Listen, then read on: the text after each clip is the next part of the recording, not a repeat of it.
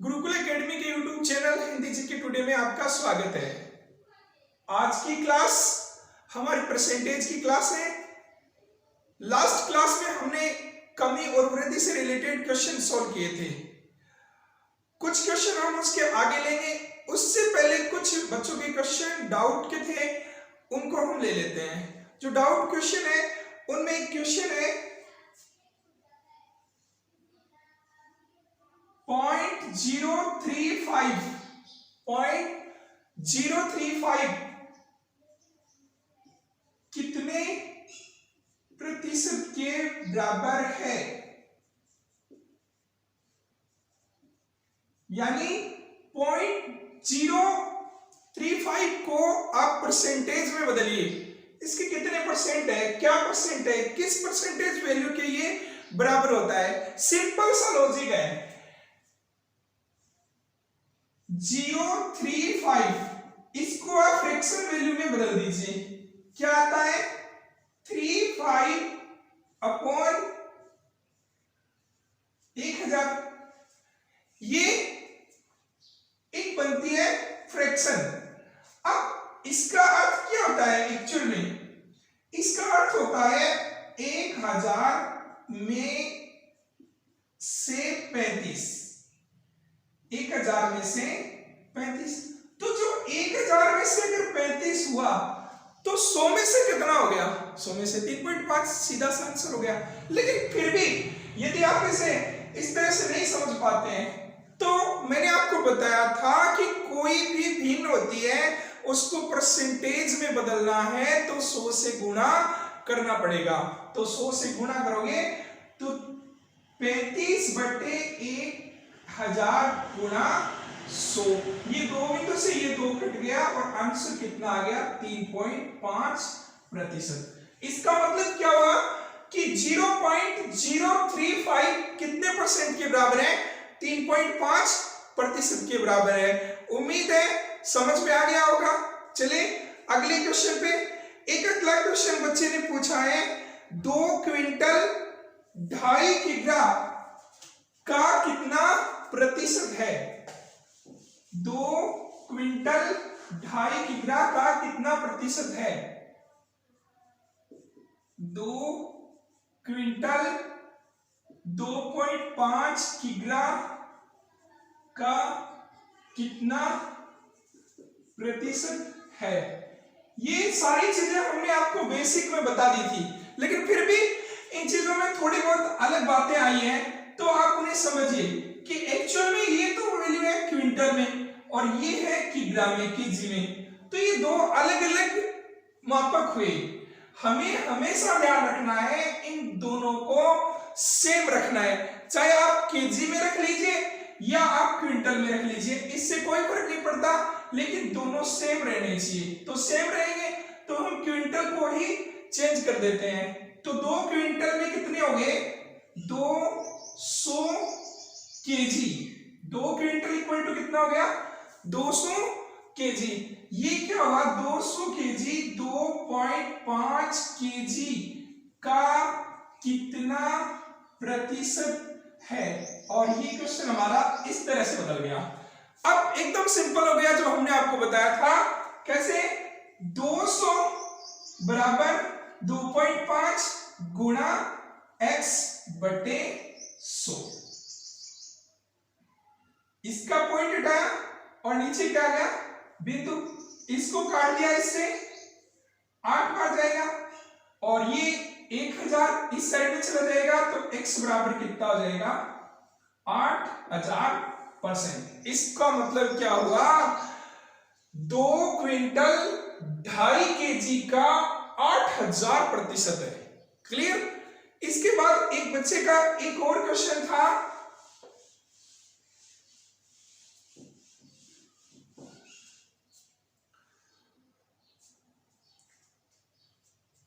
y का 90% बराबर x हो तो y का 90% बराबर x हो तो x का कितना प्रतिशत y होगा। x का कितना प्रतिशत है? y होगा। देखो y का 90% x होता है तो x का कितना प्रतिशत y होगा? आपको इन दोनों में से एक x है और एक y है, और क्वेश्चन क्या कह रहा है कि जो x है ना वो x क्या है? वो y का 90% है। तो y को आप मान लीजिए 100। तो जो y 100 हुआ तो x कितना हो गया? 90, क्योंकि x का मान y के मान का 90% है। तो x y का 90% है। y अगर 100 होगा तो x 90 हो जाएगा। अब क्वेश्चन ने हमें पूछा है कि x का कितना प्रतिशत y है, तो x का कितना प्रतिशत y है? x मतलब 90 का कितना प्रतिशत 100 है, तो 90 का कितना प्रतिशत 100 है। यहां से x बराबर क्या आ जाएगा? 100, और ये चला जाएगा ऊपर बटे 90, और ये कट जाएगा, वैल्यू आ गई 1000 बटे 9। एक बार फिर एक बार बच गया 1 बटा 9। इसका मतलब 111 सही 1 बटा 9। तो y का 90% x होता है, तो x का 111 सही 1 बटा 9% y होगा। ठीक है। इसके बाद एक और क्वेश्चन डाउट में आया था,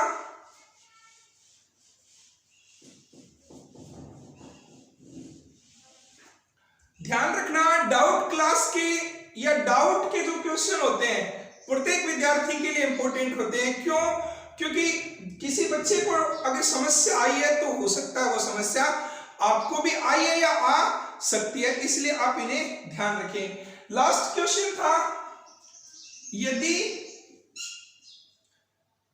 x का 8% बराबर y का 4% हो, तो x का 8% बराबर y का 4% हो, तो x का 20% क्या होगा? मतलब x का 20% क्या होगा? तो वैसे तो ये क्वेश्चन हम कैलकुलेशन से कर सकते हैं, लेकिन इस क्वेश्चन के जो ऑप्शन है वो देखने ज्यादा जरूरी है, क्योंकि यहाँ पे आपको मान नहीं पूछा इसने, यहाँ ऑप्शन की तरफ आपकी नजर होनी चाहिए। अगर ऑप्शन की तरफ ध्यान नहीं देंगे तो फिर आप क्वेश्चन के सही आंसर पर नहीं पहुंच पाएंगे। तो ऑप्शन क्या है इसके, वो देखो, y का 10%, दूसरा ऑप्शन है y का 16%, तीसरा ऑप्शन y का 80%, चौथा ऑप्शन y का 20%, और पांचवा ऑप्शन इनमें से कोई नहीं।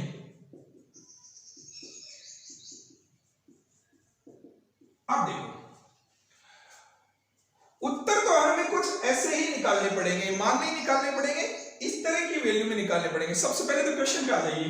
हमारा क्वेश्चन ये कह रहा है कि x का 8% बराबर y का 4%, तो x का 8% बराबर y का 4%, ये चीज आप सबको निकालनी आ गई होगी, क्योंकि ये सारी चीजें बेसिक है, आपको सिखा दी गई है और आने भी लग गई होगी।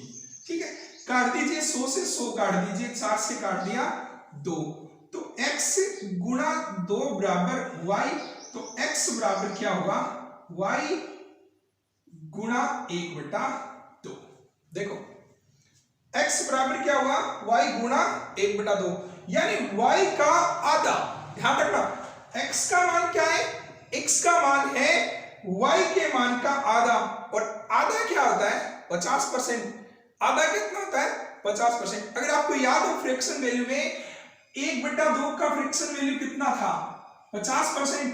तो आप 50% बोल दो या 1 बटा 2 बोल दो, एक ही बात हुई ना। तो यहां पर क्या हुआ कि x बराबर क्या हुआ? y का 50% हुआ। x का मान y के मान का 50% हुआ। अगर ये क्वेश्चन में हमें यहां सीधा सिर्फ और सिर्फ x ही पूछा जाता तो इस क्वेश्चन का जवाब ये आ जाता, y का 50%। लेकिन इसने x नहीं पूछा, इसने क्या पूछा है, अरे इसने तो उसका भी 20% पूछा है, यानी x का भी 20% होता पूछा है। और 20% कितना होता है, 1/5। 1/5 का वैल्यू 20%, 1/5, ठीक है। तो x का 20% बराबर, तो इसका भी 20% हो जाएगा, तो y का 50% का 20%। अब 50% का 20% कितना होता है, 10% होता है। 50% का 20% मतलब 1/5, यानी 50 का 1/5, तो इसका कितना हुआ, 10। तो यहां y का 10% हो गया, आंसर हो गया y का 10%। और इस क्वेश्चन का ऑप्शन 1 क्या हो गया, सही हो गया। इस तरह से कोई डाउट वगैरह किसी क्वेश्चन को सोल्व करते हुए मिलता है तो आप बता देना। अब हम चलते हैं अपने टॉपिक की तरफ, ठीक है। तो अपना टॉपिक चल रहा था कमी और वृद्धि। हमने उसके बेसिक क्वेश्चन सोल्व किए थे, आपने भी घर जाके सोल्व किए होंगे। यदि कोई क्वेश्चन आपको नहीं आया है तो आप कमेंट करना, हम फिर बताएंगे आपको। देखो एक क्वेश्चन था, समस्या आई होगी आपको, सेब के भाव में 25% की वृद्धि होने पर एक व्यक्ति 800 रुपए में 5 केजी सेब कम खरीद पाता है।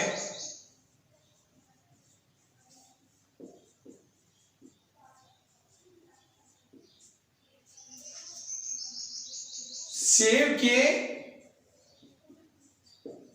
बढ़े हुए भाव व पहले के भाव में अंतर क्या है, ये क्वेश्चन आपसे पूछा है। देखो सेब का जो भाव है वो 25% ग्रोथ करके गया है। ऐसे में क्या हुआ है कि एक व्यक्ति 800 रुपए में 5 किलो सेब कम खरीद पाता है। सेब का जो बढ़ा हुआ भाव और पहले का भाव है उसके बीच अंतर क्या है। देखो वैसे तो इस क्वेश्चन को सोल्व कर सकते हैं हम डायरेक्ट, लेकिन हम इसका कॉन्सेप्ट को जानते हैं। क्वेश्चन के कॉन्सेप्ट पे आते हैं। हुआ क्या कि एक व्यक्ति मार्केट गया और वो मार्केट से सेब लेके आया।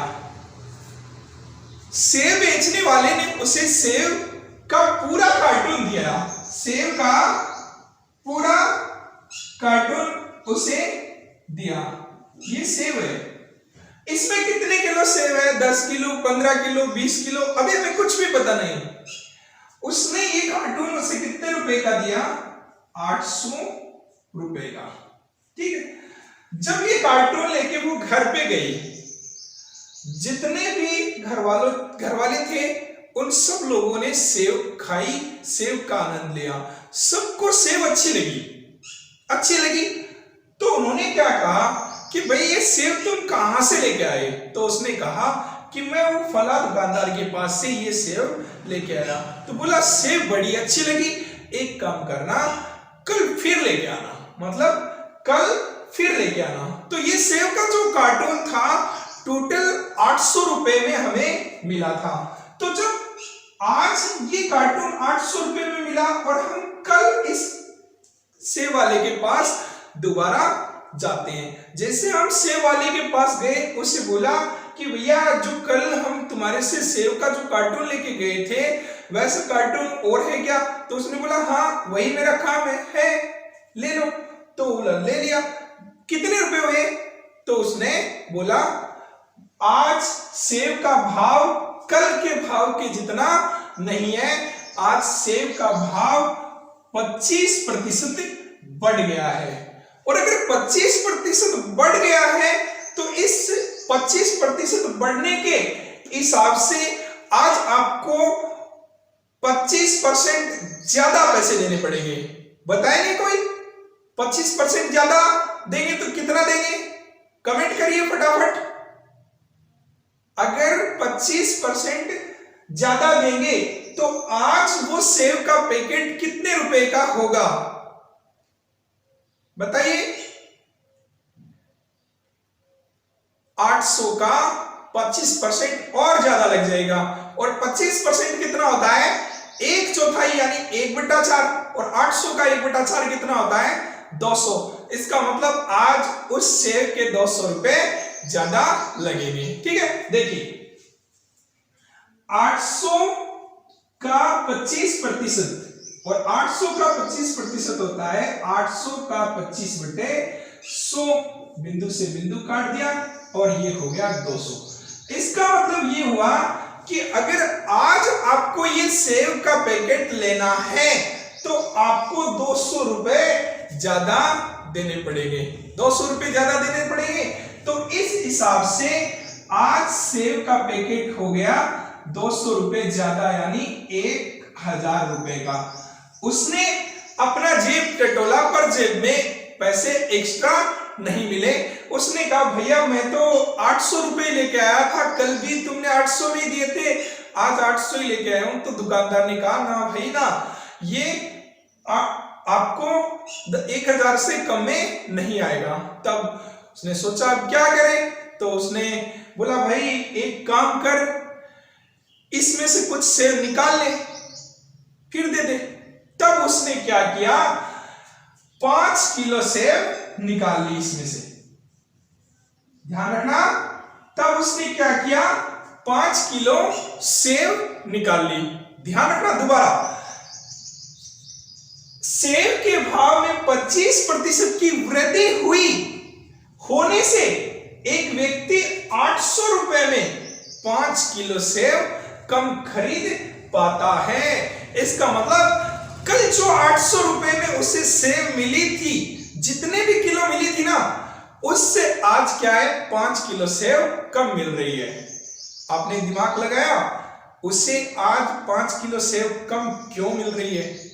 उसे कम क्यों मिल रही है? 5 किलो सेव आज उसे कम क्यों मिल रही है? क्योंकि आज उसके पास बढ़ा हुआ पैसा देने के लिए पैसे नहीं है, यानी वो 200 रुपए वो उसे कम दे रहा है, इसके एवज में उसे 5 किलो सेव कम मिल रही है। इसका मतलब सेव वाले ने उस कार्टून से 5 किलो सेव क्यों निकाल ली? क्योंकि सेव का भाव 25% बढ़ गया और बढ़ा हुआ पैसा वो दे नहीं रहा था, तो 200 रुपए के वास्ते उसने 5 किलो सेव निकाल ली। डायरेक्टली पता चल गया सेव का आज भाव क्या है। क्यों? क्योंकि 5 किलो सेव 200 रुपए में निकाल ली, तो 5 किलो सेव का भाव कितना हो गया? आज 5 किलो सेव का भाव हो गया 200 रुपए, तो 1 किलो सेव का भाव क्या हो गया? 200 में 5 का भाग लगा दीजिए, 40 रुपए। इसका मतलब क्या हुआ कि आज जो सेव का भाव है वो 40 रुपए पर किलो है। आज का भाव तो आपने नोटिस कर लिया कि 40 रुपए पर किलो है। अगर क्वेश्चन ने आपको पूछा कि पीछे का भाव या पहले का भाव क्या है, तो पहले का भाव भी क्वेश्चन ने पूछा है, देखो पहले का भाव का अंतर। तो यहां आज का भाव पता चल गया, भाव बढ़ा है या घटा है? भाव बढ़ा है। और जब भाव बढ़ा है तो पहले का भाव इससे कम ही होगा, और कम होगा तो चलो मान लेते हैं, माना पहले का भाव बराबर x। अगर पहले का भाव x हुआ तो अब का भाव क्या हो गया? आज का तो 25% बढ़ा है, और बढ़ी हुई वैल्यू को लिखेंगे 125/100 इक्वल टू कितना हो गया? 40। और ये काटोगे 4 और ये हुआ 5 और इससे काटा 8 और ये x बराबर कितना हो गया 8 चौक 32। इसका मतलब पहले का भाव कितना है 32% है। 32 पहले का भाव कितना है 32 रुपए है। आज का भाव कितना हुआ 40 रुपए, पहले का भाव कितना हुआ 32 रुपए। इसको सिंपल यहाँ पे और भी समझ सकते हो कि भाई पहले का भाव से आज का भाव क्या है 25% बढ़ा है, तो आज का भाव 25% बढ़ा है तो पहले का भाव 100% और आज का भाव 25% बढ़ा है तो 125%। जब 125% हुआ तो दोनों के बीच का रेशियो कितना हो गया 4:5 और आज का भाव कितना है 40, तो इसको किया 8 से मल्टीप्लाई, इसको किया 8 से मल्टीप्लाई, तो भाव कितना हो गया 32। बहुत सारे आइडियाज हैं, परसेंटेज में कर सकते हो, आनुपातिक रूप में कर सकते हो, कितने सारे तरीकों से क्वेश्चन को सॉल्व कर सकते हो।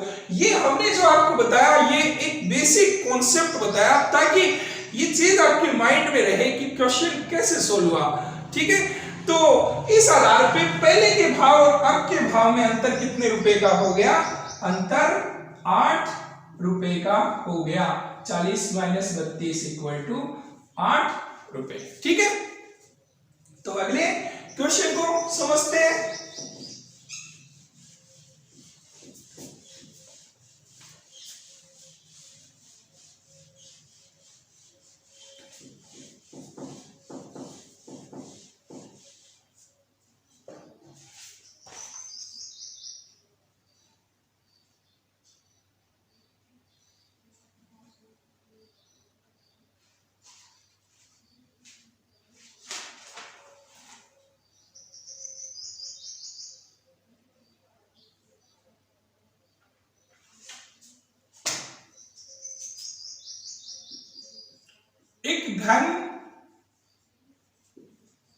एक घन की प्रत्येक भुजा को 20% बढ़ा दिया जाए तो उसके एक घन की प्रत्येक भुजा को 20% बढ़ा दिया जाए तो उसके पृष्ठीय क्षेत्रफल में कितने प्रतिशत की वृद्धि होगी।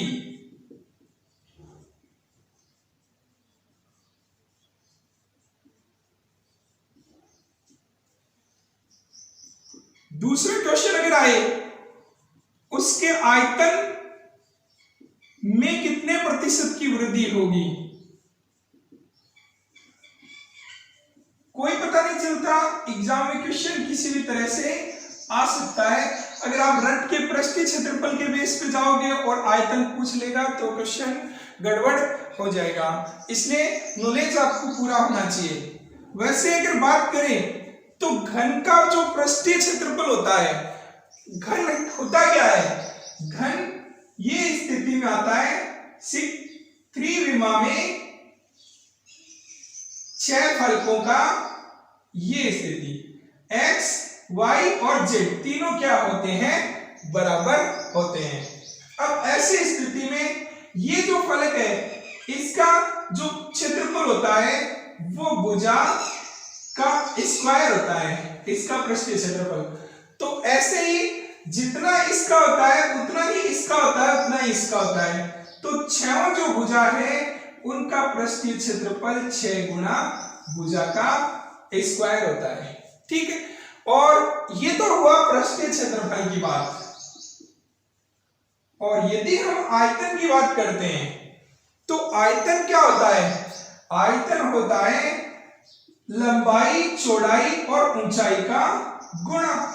या ऐसे समझ लीजिए कि घन का जो आयतन होता है उसका जो आधार होता है उसके क्षेत्रफल को ऊंचाई से गुणा करना होता है, और आधार का क्षेत्रफल क्या होता है, भुजा का स्क्वायर, तो उसका ऊंचाई से गुणा करेंगे तो भुजा का क्यूब। ठीक है, तो आयतन क्या हो गया, भुजा का क्यूब। तो इस आधार पे ऐसी स्थिति बनती है, तो इसमें अगर घन की भुजा को 20% बढ़ाते हैं तो यहां पे 2 बार बढ़ने की स्थिति निकल के आती है, और इसमें 3 बार तो यही लॉजिक आपको यहां पे ध्यान रखना है।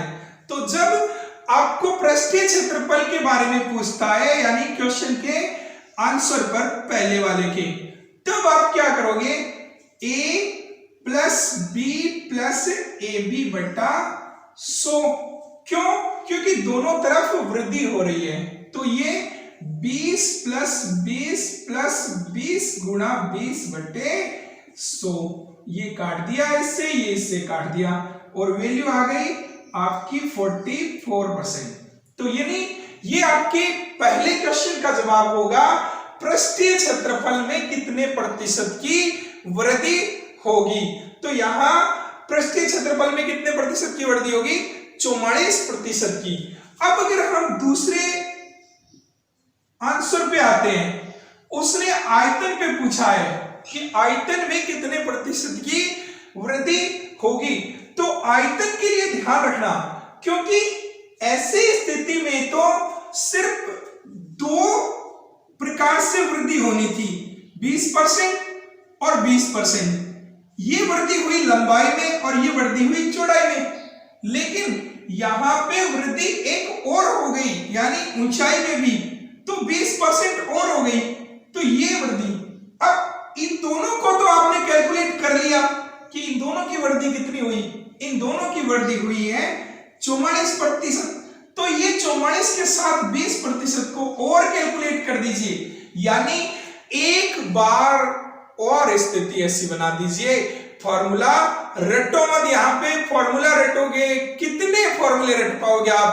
कॉन्सेप्ट को पकड़ो, फॉर्मूले ज्यादा समय तक माइंड में नहीं रहते हैं, इसलिए ध्यान रखा करो। अब यहां एक बार और करेंगे, तो 44% प्लस 20% प्लस 44 गुणा 20 बटे 100, तो ये कितना हो गया, 64%, और प्लस ये हो गया, इससे कट गया 44 गुनी 88, 8.8%, और टोटल वैल्यू आ गई 0.8 72.8%। तो इस क्वेश्चन का जवाब आ गया 72.8%। तो अगर आयतन की वृद्धि होगी तो वो होगी 72.8%, और ये पृष्ठीय क्षेत्रफल में होगा तो 44%। तो क्वेश्चन का बेस आपको आना चाहिए। इसके बाद ऐसे बहुत सारे क्वेश्चन होते हैं, कितने भी टाइप के क्वेश्चन बन सकते हैं।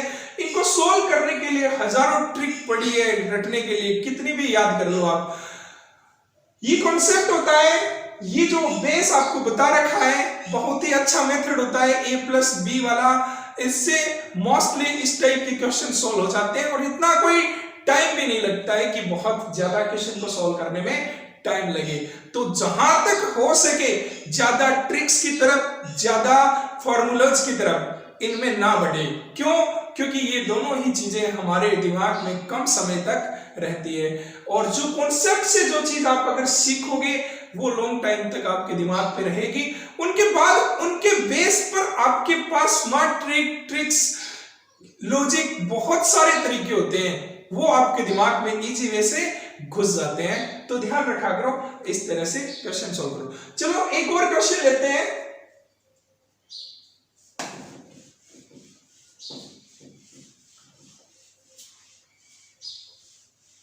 क्वेश्चन आपका 35 छात्र तथा 6 अध्यापकों की एक कक्षा में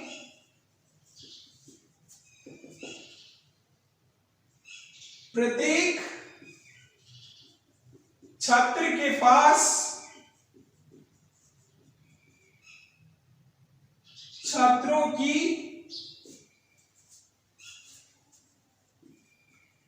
कुल संख्या की 20% चॉकलेट है, तथा प्रत्येक अध्यापक के पास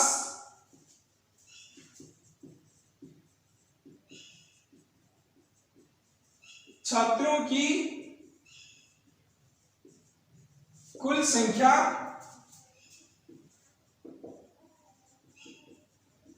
की 40% चॉकलेट है।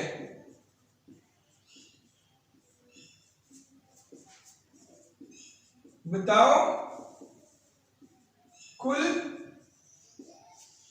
कितनी चॉकलेट है।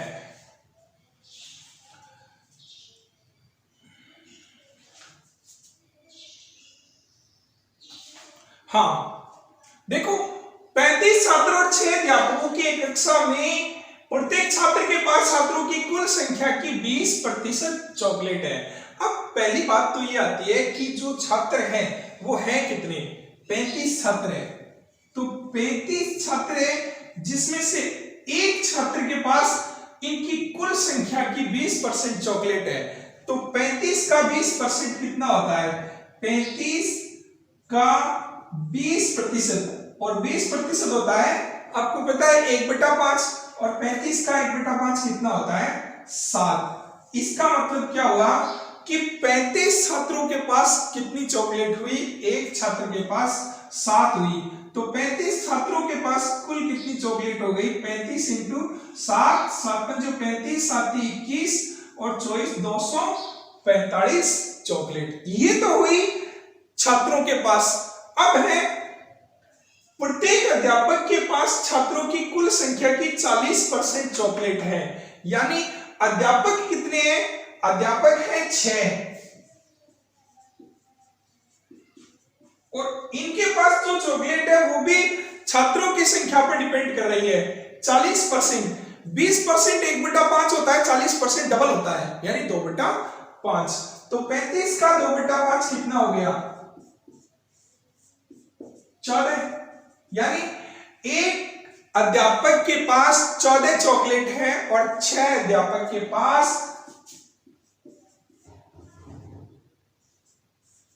84 चॉकलेट हो गई।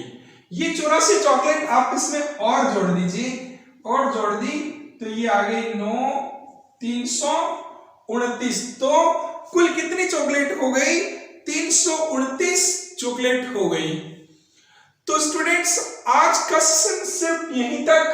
हमने परसेंटेज के 2 पार्ट एकदम अच्छे से कंप्लीट किए हैं। पहला पार्ट था परसेंटेज का सामान्य पार्ट जो परिचय में based on percentage symbol question थे। दूसरे पार्ट में हमने कमी और वृद्धि टाइप के क्वेश्चन को सॉल्व किया, वो भी आज हमारा कंप्लीट होता है। कोई भी डाउट किसी भी तरह का बनता है, कोई क्वेश्चन इन दोनों पार्ट से रिलेटेड आपको नहीं आता है तो आप पूछ सकते हैं, हम अगले सेशन के अंदर वो समस्या आपको सोल्व करके बताएंगे। तो स्टूडेंट्स आज का सेशन आपको कैसा लगा ये कमेंट में जरूर बताना।